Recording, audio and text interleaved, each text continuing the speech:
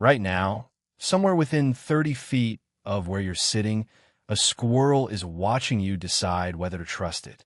It already knows how far you can throw something. It already knows which window you look out of most. It has been running a quiet background study on you for weeks, and you had no idea you were the subject. Welcome back to Squirrelology, the channel where we take the animal you've been ignoring your entire life and show you it's smarter than half the people you work with. Today, we're breaking down 7 things scientists have confirmed about the squirrels living in your yard right now. And I want to flag 2 of them early because they change how you'll look at every squirrel encounter after this.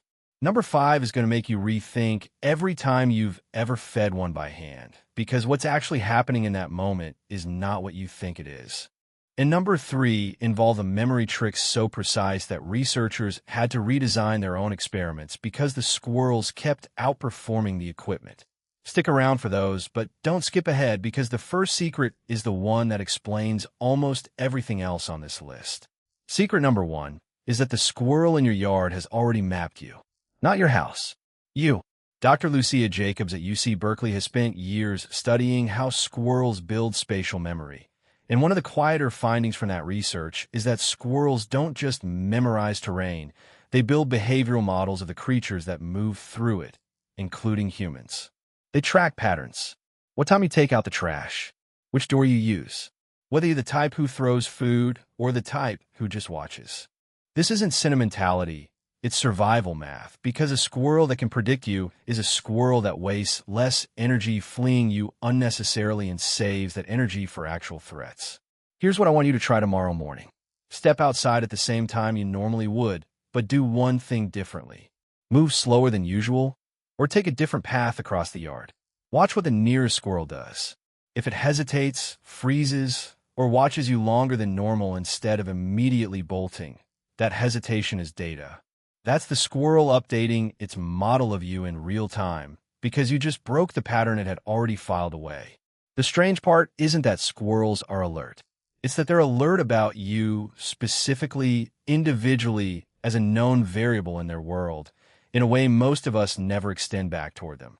Secret number 2 is that a squirrel's tail is doing more emotional work than its face ever could. We tend to read animals the way we read people, through expression, but a squirrel's face doesn't move much. The tail is the instrument. Researchers observing squirrel behavior around predators have documented a specific motion called flagging, a rapid side-to-side flick that isn't random. It's a targeted signal. When a squirrel spots a hawk or a loose dog, it doesn't just run, it often flags its tail first, and that motion appears to serve 2 purposes at once. It warns nearby squirrels, and it may also signal to the predator itself that it's been seen, which in some cases causes the predator to abandon the hunt because surprise was its main advantage, and that advantage is now gone. Try this the next time you're outside and a squirrel goes still. Don't look at its face. Look at the tail.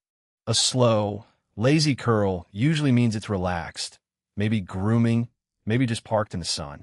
A sharp, fast flick means something in its environment just changed and it wants witnesses. Once you start reading tails instead of faces, you'll realize you've been missing half the conversation this whole time. It's a strange thing to sit with, that the animal you've walked past your entire life has a whole visual language running constantly, and you never once had the subtitles on. Secret number 3 is the one that broke a few lab protocols, and it's about memory precision that borders on unfair. Dr. Michael Steele at Wilkes University has spent decades studying how squirrels handle acorns specifically, and one of the most striking findings from his research involves something called spatial chunking. Squirrels don't just bury food randomly and hope for the best. They organize their caches by category, sometimes by species of nut, sometimes by nutritional value, effectively building a filing system underground using nothing but memory and location.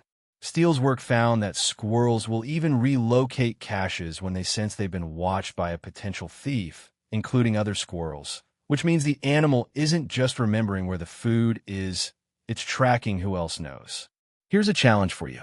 Next time you see a squirrel bury something in your yard, mark the spot mentally, maybe with a nearby rock or a fence post as reference. Come back in a week and see if you can still find it without digging around. Most people can't. The squirrel will. It's been doing Matthew, and I stopped needing the moment we invented refrigerators. And this is where it gets a little unsettling in a good way, because the same brain running that filing system is the one deciding, moment to moment, whether you're worth remembering too. Now here's where it gets personal, because secret number 4 is about something you've probably done without realizing what it actually meant to the squirrel on the other end of it. Secret number 4 is that squirrels grieve their caches, in a behavioral sense that researchers can actually measure. When a squirrel returns to a cache site and finds it empty, whether raided by a bird, a rival, or simply forgotten, its behavior changes in observable ways. It will often linger at the site longer than normal, dig in a wider radius than the original burial spot, and show what researchers describe as increased vigilance behavior afterward, meaning it becomes noticeably more cautious in that specific location going forward. This isn't proof of emotion the way we experience it. Science is careful about that line, but it is proof that loss registers as information the animal actively updates and carries forward.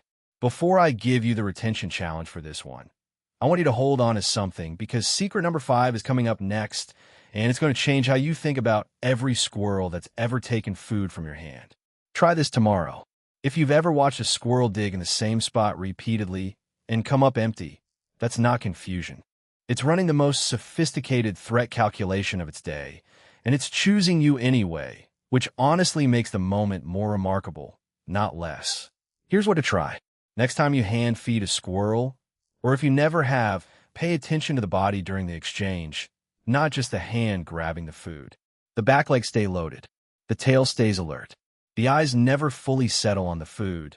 They keep flicking back to you. That's not distraction. That's the calculation still running underneath the trust.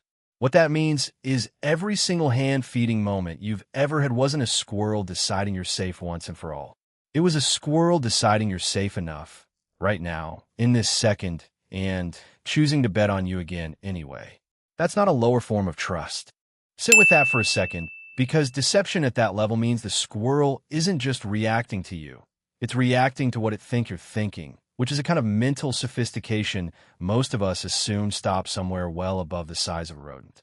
Secret number 7 is the one I want you to actually sit with, not just file away, because this is the one that isn't really about squirrels at all. If you've been going through something quiet lately, a loss, a long stretch of being on your own more than you'd like, the kind of quiet that doesn't announce itself, but just settles into a house, you may have noticed that the squirrel outside your window has started to feel like company. Not a pet, not quite wildlife either, something in between, a small witness to your ordinary hours. That feeling isn't foolish, and it isn't just projection. Dr. Lucia Jacobs' research on squirrel cognition has shown these animals build individualized behavioral maps of the specific humans in their territory, meaning the squirrel that shows up at your window at the same time every afternoon has, in its own limited but real way, learned you. It has categorized you as a known, low-threat, occasionally reliable feature of its world, the same category it reserves for animals it has decided are safe to be near. That doesn't mean it loves you the way a dog might. Science won't let us claim that, and I won't pretend otherwise. But it does mean the recognition is mutual, and it is not imagined.